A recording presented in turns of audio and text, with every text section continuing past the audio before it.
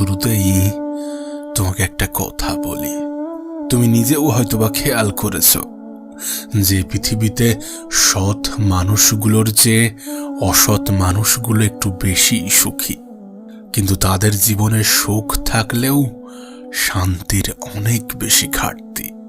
তবে কি জানো, মানুষের জীবনে সুখের থেকে শান্তির বেশি প্রয়োজন।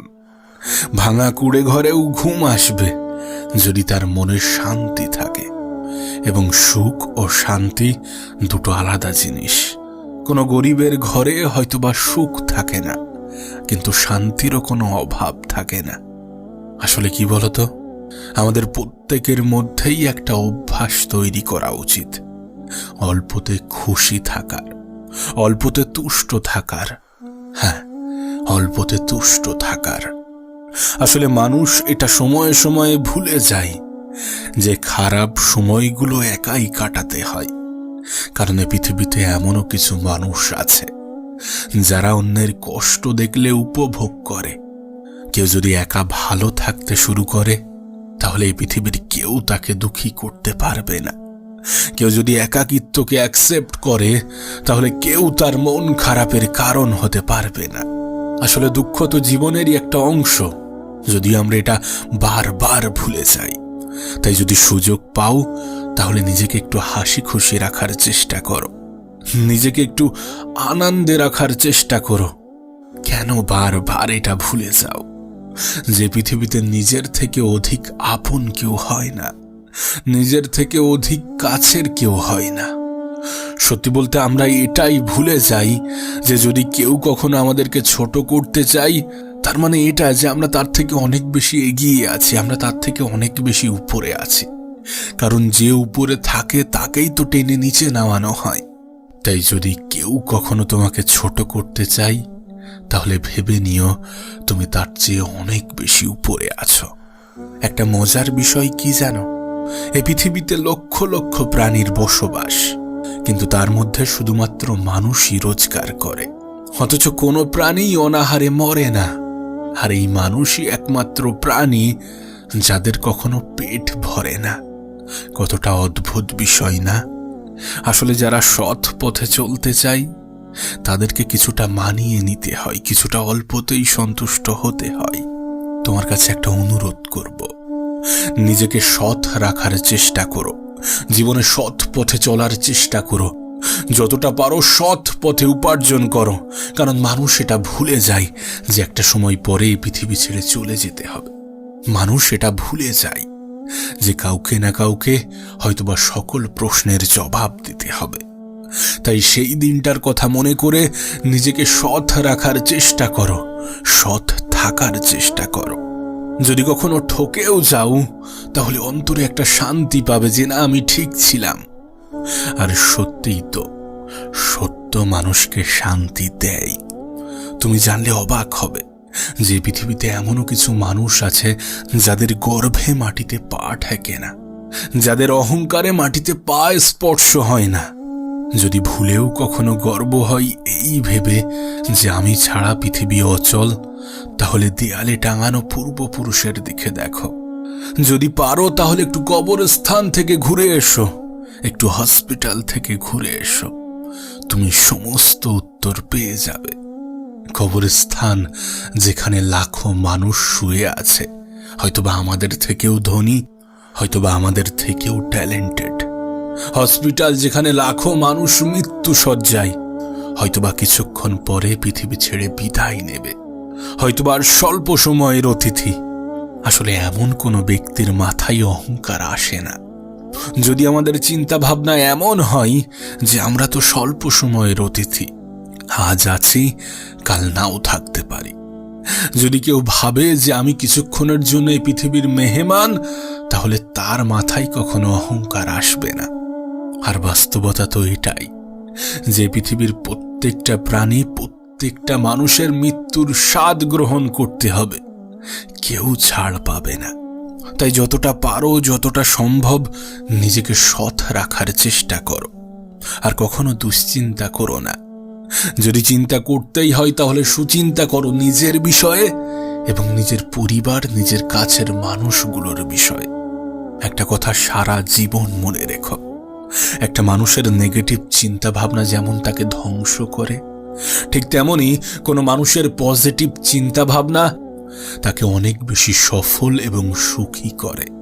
তাই যতটা সম্ভব পজিটিভ ভাবার চেষ্টা করো, পজিটিভ থাকার চেষ্টা করো।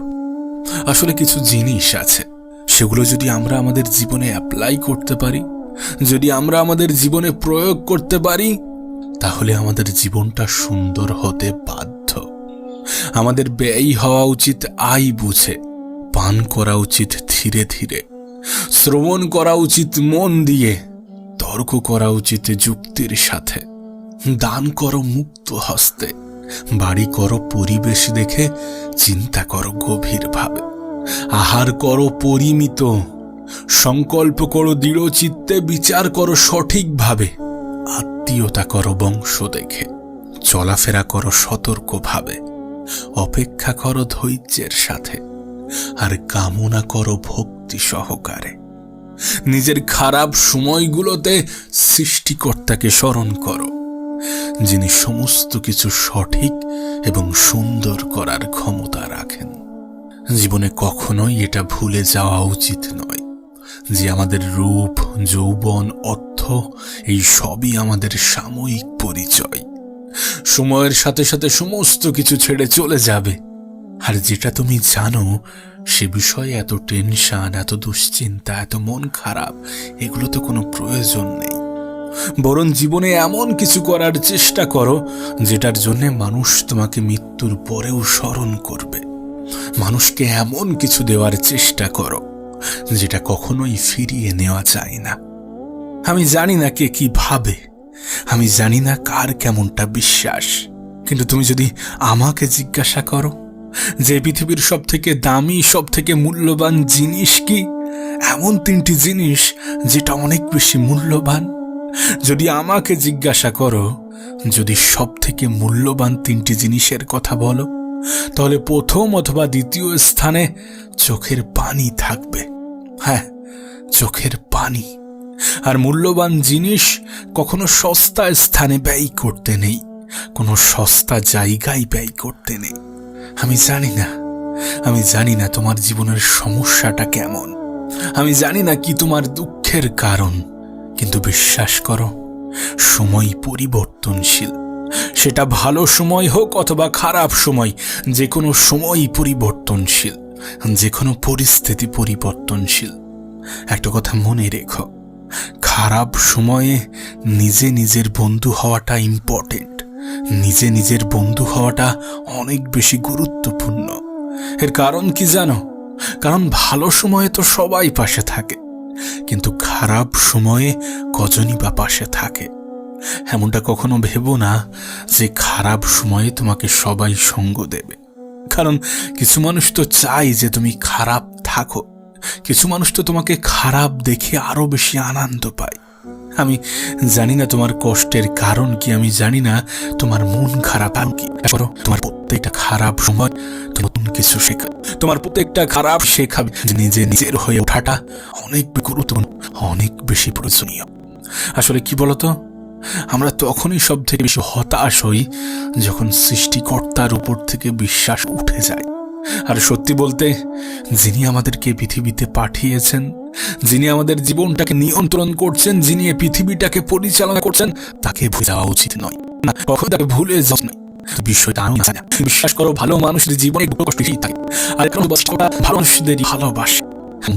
তোমার সংসার মাত্রা বেশি নয়, তোমার সৃষ্টিকর্তা তোমায় বেশি ভালোবাসেন। এমনটাও তো হতে পারে, এমন ভাবে কেন ভাবছো না? তোমার দুঃখের কারণ হয়তোবা সবাই হচ্ছে, তোমার মন খারাপের কারণ, তোমার হতাশার কারণ, তোমার কান্নার কারণ হয়তোবা সবাই হচ্ছে, কিন্তু নিজের সুখের কারণটা তো নিজে হও।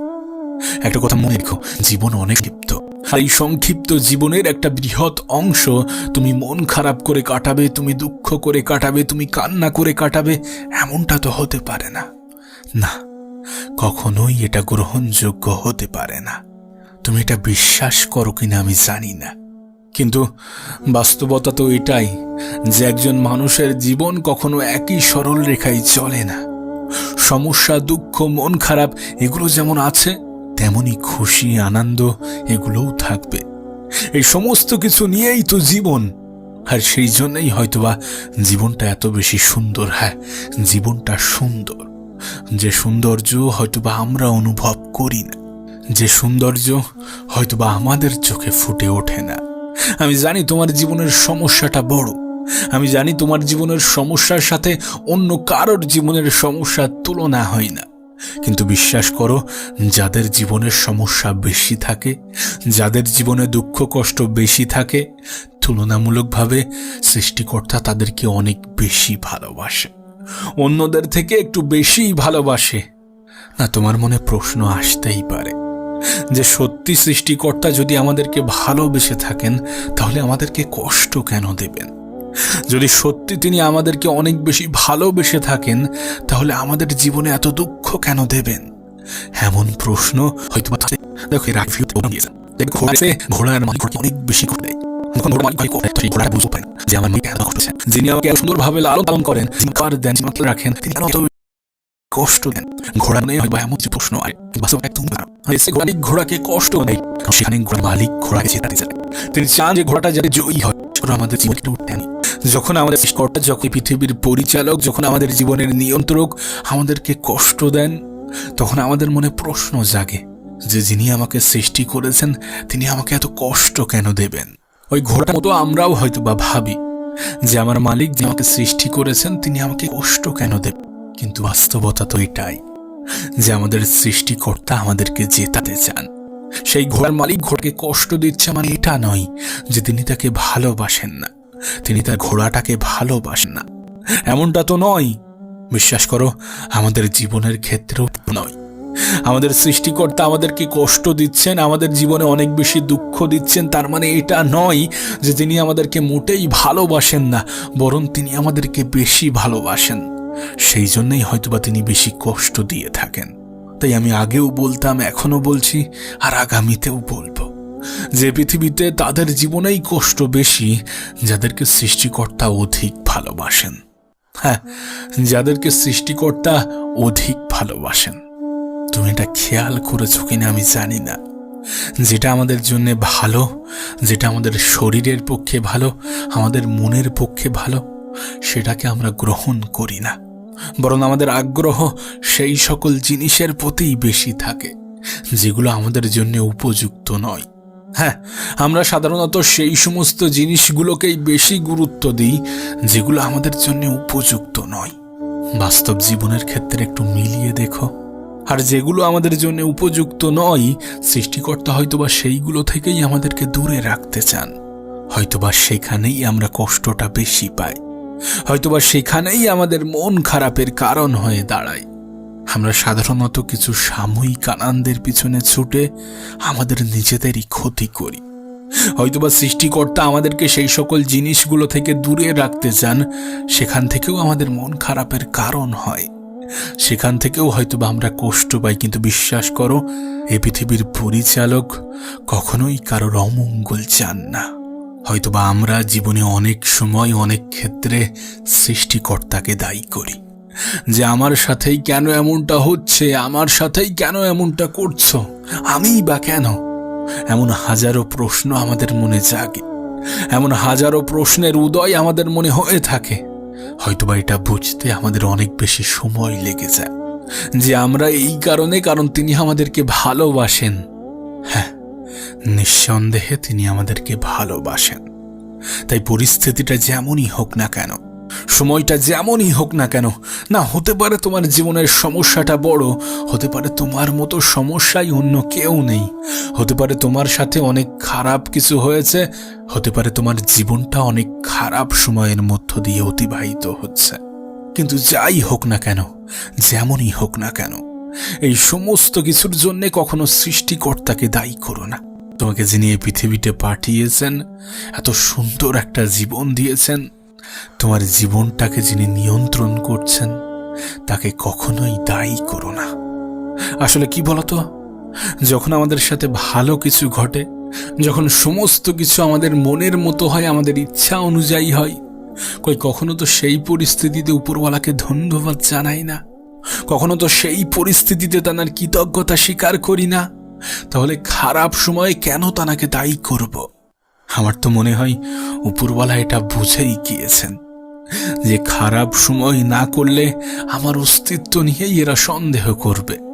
সেই জন্যই হয়তোবা তিনি আমাদের জীবনে একটু দুঃখ কষ্ট দিয়ে থাকেন, যাতে আমরা এটা মনে করি যে কেউ একজন তো আছেন যিনি এই পৃথিবীটাকে পরিচালনা করছেন, কেউ একজন তো আছেন যিনি সমস্ত কিছুকে নিয়ন্ত্রণ করছেন, কেউ একজন তো আছেন যিনি সমস্ত কিছুর পরিচালক, কেউ একজন তো আছেন যার ইচ্ছা অনিচ্ছায় অনেক কিছু যায় আসে। যদি আমাদের বুকে হাত রেখে বলতে বলা হয় যে তুমি তোমার ভালো সময়ে উপরওয়ালাকে কতবার মনে করো, তাহলে বলার আগে হয়তোবা বুক থেকে আমাদের হাত উঠে যাবে। আর হয়তোবা কেউ যদি বলে যে হ্যাঁ আমি অনেকবার মনে করি, কেউ যদি বলে যে আমি প্রশংসা করি, আমি কৃতজ্ঞতা স্বীকার করি, তাহলে হয়তোবা সে মিথ্যা কথা বলতে দ্বিধাবোধ করে না। তাহলে হয়তোবা তার মিথ্যা কথা বলাই না বলাই কোনো যায় আসে না। কারণ বাস্তবতা তো এটাই যে আমরা ভালো সময়ে সৃষ্টিকর্তাকেও মনে রাখি না। তাই হয়তোবা তিনি তার পছন্দের মানুষগুলোকে খারাপ সময় দিয়ে থাকেন, যাতে তানার সাথে যে সম্পর্ক, তানার সাথে যে বন্ধুত্ব, সেটা বজায় থাকে। তাই তো তোমাকে বারবার বলি যে ভালো মানুষের জীবনে দুঃখ কষ্টের মাত্রা একটু বেশি। হ্যাঁ, ভালো মানুষের জীবনে দুঃখ কষ্টের মাত্রা একটু বেশিই থাকে। আর ভালো মানুষের থেকে বড় কথা হচ্ছে পছন্দ মানুষের জীবনে, যাদেরকে এই পৃথিবীর পরিচালক অনেক বেশি পছন্দ করেন। তবে তোমাকে একটা বাস্তবতা বলবো, তোমার জীবনে এই যে দুঃখ কষ্ট হতাশা টেনশন মন খারাপ দুশ্চিন্তা এই সমস্ত কিছু যেগুলো আছে না, এগুলো তোমার কাছে সামান্য মনে হবে। হ্যাঁ, এইগুলো তোমার কাছে সামান্য মনে হবে। আর এটা কখন জানো? যদি তুমি একটু ভিন্নভাবে ভাবতে শুরু করো।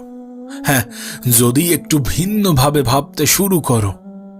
সত্যি বলতে এই পৃথিবীতে মানুষ যেটা ভাবে সেটা সে হয়ে যায়, হোক নেগেটিভ অথবা পজিটিভ।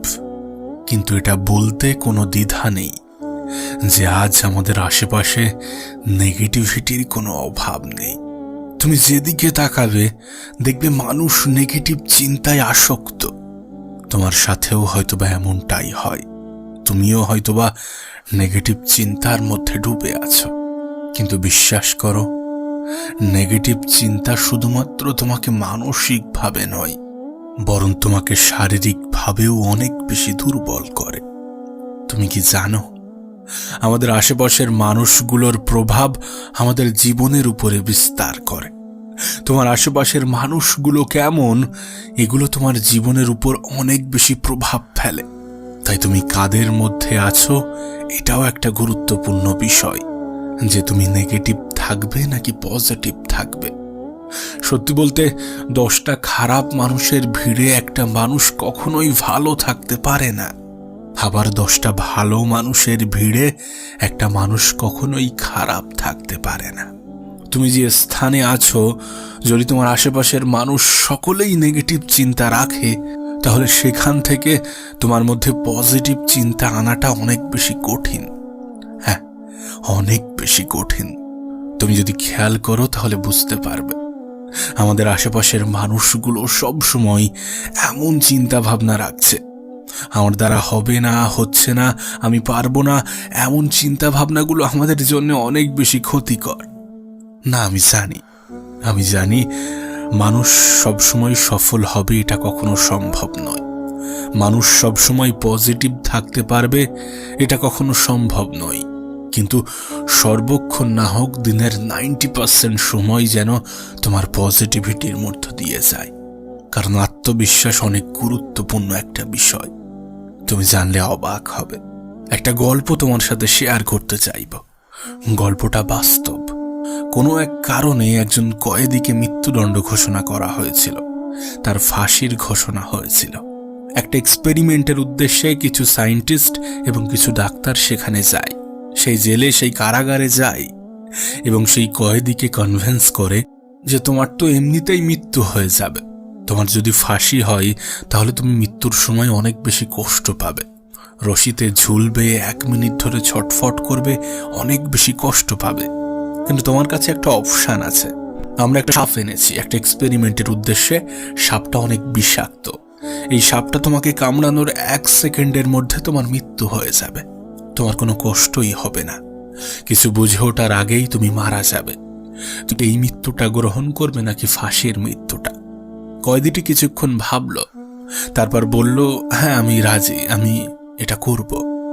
যথারীতি যেদিন তার ফাঁসির ডেট ছিল সেদিন সবাই আসলো, ডাক্তার আসলো, সায়েন্টিস্ট আসলো, কয়েদি এবং সাপ হাতে একজন ব্যক্তিও দাঁড়িয়ে আছে। এরপর কয়েদির চোখ বেঁধে দেওয়া হল। আচ্ছা, এই মুহূর্তে কয়েদির মাথায় কি চলতে পারে? একটা সাপকে ছেড়ে দেওয়া হবে, সে আসবে, আমাকে কামড়াবে এবং সে ভাবছিল সঙ্গে সঙ্গে বাঁচবো। কিন্তু ডাক্তার কি করলো জানো? সেই কয়েদির পায়ে শুধুমাত্র একটা সুই স্পর্শ করালো। একটা সামান্য সুই ঢোকানো হলো, আর তুমি জানলে অবাক হবে, সেই কয়েদির সঙ্গে সঙ্গে মৃত্যু হলো। এরপর যখন সেই কয়েদির ফুল বডি চেক আপ করানো হয়, তখন দেখে যে তার বডিতে বিষ তৈরি হয়েছে, সাপের বিষ। অথচ সাপ তাকে কামড়ালোই না। এই সমস্ত কিছু তৈরি বিশ্বাস এবং নেগেটিভিটি থেকে। আর বিশ্বাস করো, এটা একটা বাস্তব ঘটনা, এটা একটা সত্য ঘটনা। এই ঘটনাটা কেন বললাম জানো? কারণ মানুষ যে বিশ্বাস করে সেটা হয়ে যায়। আর মানুষ কি হতে চাইবে, তার বিশ্বাসটা কেমন হবে, সেটা অনেকটা নির্ভর করে তার আশেপাশের মানুষগুলো কেমন।